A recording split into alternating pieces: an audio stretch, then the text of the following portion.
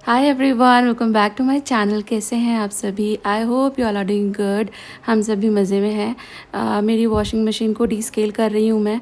बहुत सारे कमेंट आते हैं, मैं कई बार वीडियो में दिखा चुकी हूँ, उसके बाद भी मुझे बहुत लोग पूछते हैं कौन सा डीस्केलर यूज़ करती हो, कब डीस्केल करती हो। तो आई थॉट अभी मैं कर ही रही थी तो थोड़ा सा इसको रिकॉर्ड कर लेती हूँ। एंड इसके बारे में भी कॉमेंट्स आते हैं कि ये क्या आप डालती हो। इन्हें लॉन्ड्री बॉल बोलते हैं और बहुत लोगों को पता भी है इसके बारे में। ये ना कपड़े में उलझन हो जाती है ना, गांठ बन जाती है, उससे प्रोहिबिट करते हैं। ऑल्सो थोड़ा सा वो ब्रशिंग इफेक्ट दे देते हैं।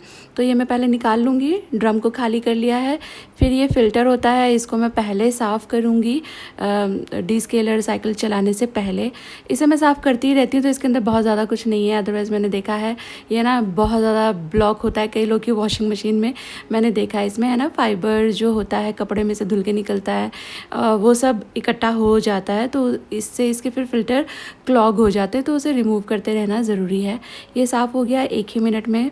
आप बराबर मतलब टाइमली क्लीनिंग करते रहो ना, तो उसके बाद फिर एफ़र्ट नहीं लगते। क्लीनिंग बस एक प्रोसेस हो जाता है, उसमें एक्स्ट्रा एफ़र्ट आपको डालने की ज़रूरत नहीं पड़ती। अब मैं फ़िल्टर जगह पे लगाऊंगी। पहले मैंने चेक किया कि जहाँ फ़िल्टर लगा हुआ था वहाँ तो कुछ ग्राइम नहीं था, क्लीन था, तो मैंने उसको लगा दिया। अदरवाइज़ मैं उसे भी कपड़े से साफ़ करती। इसके बाद ये LG का डीस्केलर आता है, मैंने अमेज़ॉन से लिया था और इसके मैंने 8-10 पैकेट मंगा रखे हैं, क्योंकि चाहिए ही होता है। महीने में एक बार तो मैं डीस्केल कर देती हूँ। वैसे महीने में एक बार भी मैं नहीं करती, मैं आपको थोड़ी देर में बताऊँगी कि प्रिसाइसली कब मैं डीस्केल करती हूँ। तो ये पैकेट के ऊपर इंस्ट्रक्शंस लिखे हुए थे कि आप इसको जहाँ डिटर्जेंट डालते हैं वहाँ पे डाल दीजिए और उसके बाद फिर लॉन्गेस्ट साइकिल आपको चलानी है। तो मैंने इसको यहाँ पर ऐड कर दिया है और इसको थोड़ा सा लेवल कर दूँगी। ऊंचे ऊंचे पहाड़ से रहते हैं ना, तो फिर वो यहाँ वहाँ चिपक जाता है और धीरे धीरे फिर वो स्टोन जैसा बन जाता है, मतलब चिपक जाता है। तो यहाँ मैं आपको दिखा रही हूँ, मेरी मशीन में है ना इको टब क्लीन है, तो ये ब्लिंक होने लगता है अपने आप। मतलब मैं कोई भी साइकिल चलाती हूँ उसके बाद अगर क्लीनिंग की ज़रूरत है तो ये इको टब क्लीन अपने आप ब्लिंक होने लगता है और ज़ीरो आ जाता है। मशीन बंद नहीं होती है, ऑन रहती है, ज़ीरो दिखता रहता है उस पर। तो बस उसके तुरंत बाद मैं फिर कोई कपड़े नहीं लगाती, उसके बाद मैं फिर डीस्केल करती हूँ। तो मेरी मशीन में लॉन्गेस्ट साइकिल है ये, हाइजीन स्टीम, और इसमें गर्म पानी भी होता है। 4 घंटे प्लस की ये साइकिल है। तो मैंने यही चला दिया है और बस 4 घंटे मुझे कुछ नहीं करना, मशीन आराम से अपने आप डीस्केल हो जाएगी।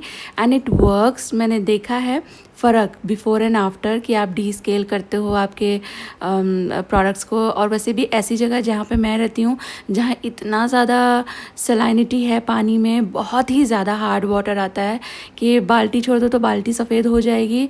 बाथरूम का फ़र्श एक ही हफ्ते में सफ़ेद हो जाता है पानी के सॉल्ट की वजह से। और यहाँ पर अप्लायंसेस ज़्यादातर भी ख़राब होते हैं एक्सेसिव सॉल्ट की वजह से।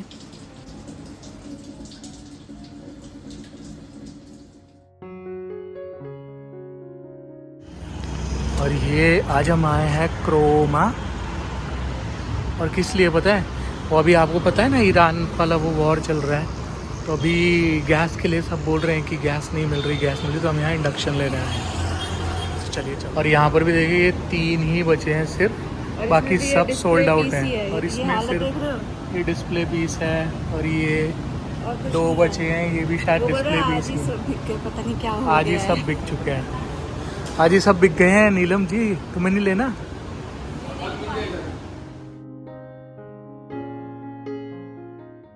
एक्चुअली आपने, जब मैं गुजिया बना रही थी वो वाला व्लॉग देखा था आपने, तो उस दिन मैं हस्बैंड से डिस्कस कर रही थी कि ये जो हमारे पास जो एक रखा हुआ है इंडक्शन स्टोव, वो लगभग 15 साल पुराना है। अभी ठीक से काम नहीं करता, काम चलाओ काम उसमें हो जाता है, बिल्कुल इमरजेंसी में काम करना हो तो हाँ इतना उसमें हो जाता है, बट उसमें ना कुछ दिखता नहीं है, लाइक ब्लिंक नहीं होता है कोई कुछ भी ऑप्शन कि पता चले कि आप किस मोड पे कुकिंग कर रहे हो। तो हीट का पता नहीं चलता, टाइम का पता नहीं चलता, बस तुक्के से आप मतलब कैसी कुकिंग हो रही है उसे देखकर आप कुकिंग कर लो, तो उस हिसाब से वो ठीक है। तो मैं तब उनको बोल ही रही थी कि एक नया मुझे लेना है, क्योंकि इंडक्शन से ना पंखा चला के भी इजीली कुकिंग हो जाती है। और अभी LPG का जो हालत हो रही है ना, तो उन्होंने बोला कि चलो मैं तुम्हें दिला के ही लाता हूँ, बट क्रोमा में सब कुछ स्टॉक आउट था। ही वाज लाइक कि आज ही पता नहीं क्या हुआ है, सुबह से सारे ही पीस बिक गए। तो फिर हम लोग नहीं लेकर आए क्रोमा से, जो उनके पास थे वो ख़रीदने लायक नहीं थे। एंड देखते हैं क्या हालात रहेंगे आगे। तो क्रोमा से तो मैं नहीं लेकर आई।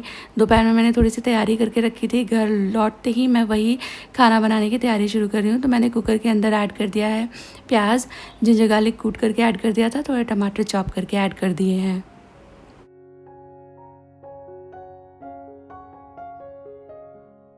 और ये मैं एक बिल्कुल सिंपल सी सब्ज़ी बना रही हूँ, पर ये बहुत ज़्यादा टेस्टी लगती है। इसमें रूटीन के मसाले मैंने ऐड कर दिए हैं। धनिया पाउडर थोड़ा सा बढ़ा करके ऐड करना। मैं शाहद ज़ीरा यूज़ कर रही हूँ, इसलिए मैंने ज़ीरा अभी ऐड किया है, तेल में नहीं यूज़ किया था। तेल में डालने से फिर कड़वा हो जाता है। और उसके बाद फिर थोड़ा गरम मसाला, आमचूर वगैरह। मैं आलू गोभी बना रही हूँ। आलू गोभी मैंने दोपहर में फ्राई कर लिए थे। मुझे ये था कि अभी थोड़ी देर में मैं खाना बना लूँगी, लेकिन फिर हस्बैंड घर आ गए तो चाय वाय पिया, फिर इन सब मामलों में डिस्कस किया कि क्या हालत हो रही है अभी वॉर की वजह से। एलपीजी पे भी बात आ गया है। लोगों ने ना पैनिक बाइंग भी शुरू कर दिए है।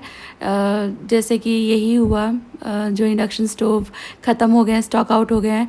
वो क्रोमा वाले भैया बोल रहे थे कि उनके जितने भी स्टोर हैं ना वडोदरा में क्रोमा के, सभी पे स्टॉक आउट है। उससे पहले हम लोगों ने ब्लिंकिट, इंस्टामार्ट और अमेज़ॉन सब चेक किया था, ऑलमोस्ट सोल्ड आउट था। ब्लिंकिट, इंस्टामार्ट पे तो 100% सोल्ड आउट था, और अमेज़ॉन पे एक आधे पीस ही अवेलेबल थे, जो अगेन वही अच्छी एफिशिएंसी नहीं थे। तो इसलिए फिर हम लोगों ने नहीं खरीदे। तो वी वर लाइक कि चलो एक राउंड लगा करके आते हैं, बट नहीं होना था तो नहीं हुआ। और आप देख भी रहे होगे आजकल कैसी रील्स भी सर्कुलेट हो रहे हैं कि लोग पानी का टंकी भी पेट्रोल से भर भर के होड़ कर रहे हैं घर में, क्योंकि ये चीज़ इवेंचुअली पेट्रोल डीजल पे भी आने वाली है। तो लोगों को ठीक है, थोड़ा सा सेफ्टी अच्छी है, फ्यूचर के हिसाब से थोड़ा आप एहतियात बरत के चलें, प्लानिंग करके चलें, वो बात अच्छी है। लेकिन इतना होड़ कर लेना कि दूसरे को ना मिले, I don't think it's appreciable. तो मैंने यहाँ पर सब्ज़ी बना ली थी, दही में तड़का लगा रही हूँ। किसी ने मुझे पूछा था आपका तड़का पैन इतना शाइन कैसे करता है। तो यार मैं है ना थोड़ी सी सफाई फ्रीक हूँ, और स्पेशली बर्तनों में ज़रा भी गंदगी और निशान मुझे नहीं चाहिए, तो मैं बस अच्छे से घिस के साफ़ कर देती हूँ, दैट्स इट।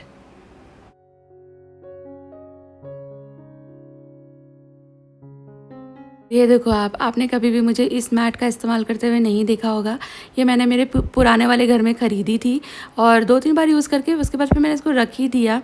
मतलब कभी मुझे ऐसी ज़रूरत महसूस नहीं हुई, और मैं बिल्कुल ऑनेस्टली एडमिट करूँ, ये मेरे दिमाग से उतर भी चुकी थी कि मेरे पास ये मैट है और इसको मैं यूज़ कर सकती हूँ। बिल्कुल मेरे दिमाग से जा चुका था। बट लेटली मेरे राइट हैंड में बहुत दर्द सा रहता है। तो मेरे को है ना, मैं नोटिस कर रही थी कि मैं रोटी बनाती थी, उसके बाद चकला बेलन धो करके रखते हैं ना, रोटी बनाने के बाद इमीडिएटली धो करके रखती हूँ मैं। तो वो पत्थर का जो चकला है वो उठाने में मुझे इतनी डिफ़िकल्टी हो रही थी, उससे मेरे हाथ का जो दर्द है वो ट्रिगर हो जाता था। नहीं दर्द हो रहा होगा तो भी उसे लिफ्ट करके धोना रखना में ट्रिगर हो जाता था। तो मैं आज सुबह जब मैंने ब्रेकफास्ट बनाया था, तो मैं यही सोची थी यार कि रोज़ ठीक होता है ऑलमोस्ट, और फिर बढ़ जाता है, तो मुझे इसका तो कुछ तो करना पड़ेगा। सफाई करते करते मेरे दिमाग में एकदम घूमा कि मेरे पास ये शीट रखी हुई है, जो कि मैंने 4-5 साल पहले ख़रीदी थी।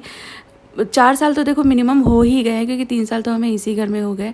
तो मुझे याद आया कि हाँ यार, इसको प्लेटफॉर्म पे रख करके इस्तेमाल किया जा सकता है, और इससे फिर मुझे वो हैवी लिफ्टिंग और फिर वो दर्द का सामना एंड ऑल दैट नहीं झेलना पड़ेगा। और इसका ना डायमेंशन बहुत बड़ा है, मेरे पास तो फिर भी थोड़ी सी छोटी वाली है, इससे भी बड़ी बड़ी आती हैं। तो ये प्लेटफॉर्म पे आप फैला दो तो आराम से, जैसे मैंने इतने सारे पेड़े बना बना के साइड में रखे हुए हैं ना, और ये पराठे भी थोड़े से बड़े बड़े ही बेल रही हूँ मैं, तो ये चकले पे पॉसिबल नहीं है।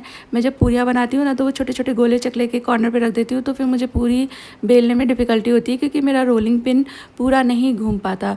तो ये एक बहुत ही अच्छी चीज़ लगी मुझे। मेरे पास तो रखी हुई थी, आपके पास नहीं है तो भी आप ख़रीद लेना, ये बहुत एक्सपेंसिव नहीं है।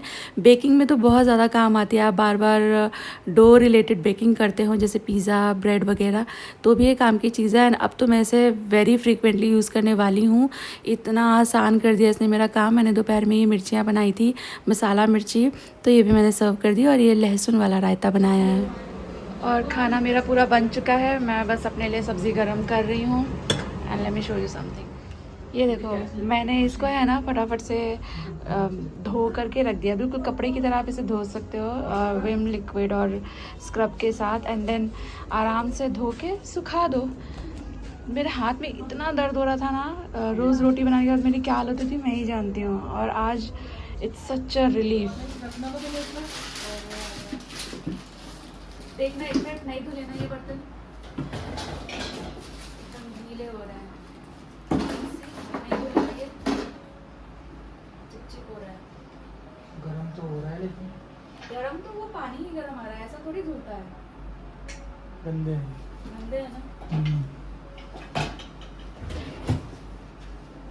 मुझे ये बर्तन भी और ये बर्तन भी सब साफ करने पड़ेंगे। पहले ये कर देती हूँ फिर ये करूँगी, क्योंकि ये आधे साफ ही हैं।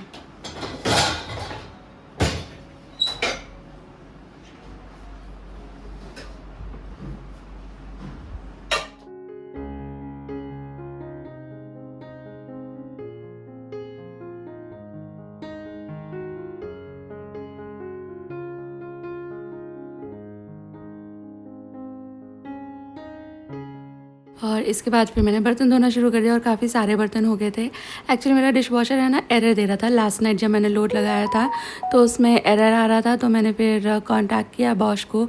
तो वहाँ से भैया आए थे, तो उन्होंने बोला कि आप इसको यूज़ मत करना, इसका एक पार्ट ख़राब हो गया, इसका हीटर ख़राब हो गया है बेसिकली। तो वो रिप्लेसमेंट में गया हुआ है, replacement as in replacement order करेंगे वो लोग, फिर नया वाला आएगा, उसके बाद वो लगाने आएंगे, तब मैं इसे यूज़ कर सकती हूँ। तो मैंने कहा कि तब तक फिर मैं हाथ से ही बर्तन धो लूँ, इसका इस्तेमाल नहीं कर सकते। तो ही सेड मैडम आप फेवरेट मोड पे करके कर लेना तो बर्तन धुल जाएंगे। तो मैंने फेवरेट मोड पे चला दिया था दोपहर में, पर नहीं धुले बर्तन, सारे के सारे गंदे ही थे। तो फिर मैंने वो निकाले हैं, एक राउंड पहले फ्रेश बर्तन धोए हैं, फिर ये वाले बर्तन तो ज़्यादा गंदे नहीं थे, इन्हें फिर थोड़ा सा धो लिया है। इसके बाद फिर शर्मा जी मुझे बुलाने आ गए थे।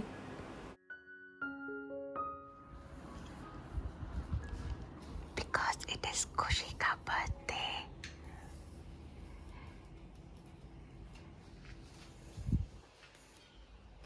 हैप्पी बर्थडे खुशी। जीभ क्यों निकल रही है, लाला जा रहा है। Happy birthday to you. Happy birthday to you. आज खुशी का हैप्पी बर्थडे है। Thank you. Happy birthday to you. यार ये एक हवा से चली गई है। चल तू यही कर ले, यहाँ पे भी फिर हाँ, हवा आ रही है। हाँ। अरे देखो उस पे टपक रहा है ये बेटा, वो तो make a wish and blow. खुशी हैप्पी बर्थडे टू यू। सानू बोले क्या बेटा? नाइफ, नहीं। उसके ऊपर मोम टपक गया, देख लेना। मैं बर्तन के बीच में से आई हूँ, तेरा हैप्पी बर्थडे है। जब खुशी छोटी थी ना तो ऐसे ही बोलती थी, उसकी एक वीडियो रखी है, वहां पे वो चिल्ला रही है आज मेरा हैप्पी बर्थडे है।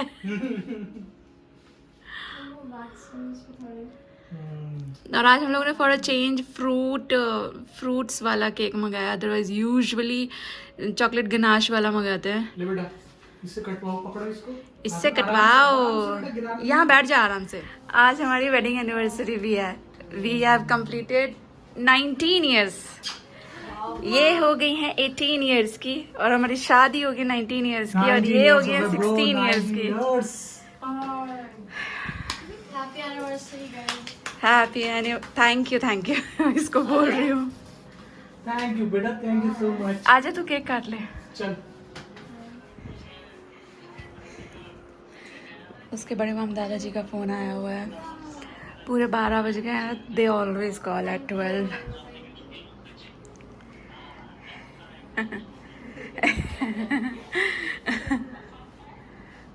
Shanu happy birthday to you, happy birthday dear Kiki, happy birthday to you. खुशी तुम स्वीट 16 हो गई। हम पासपोर्ट ऑफिस गए थे ना, तो नोबडी वाज बिलीविंग कि वो 18 है। सब उसको छोटा समझ रहे थे। वो पहले खुशी के लिए, पहले खुशी के लिए, पहले खुशी किसी के भी बर्थडे को अपना बर्थडे समझती थी। चल मम्मी को खिला बेटा, बड़ी मम दादाजी को ऐसे वर्चुअली दादाजी को खिलाओ। चलो लगा दो कैमरा, लगा दो पापा। नहीं कैमरा पे नहीं लगाना बे। आ रही हूँ। पापा से क्योंकि मैं बर्तन धोती धोती पहुंची थी तो ये काम कंप्लीट करना ज़रूरी था।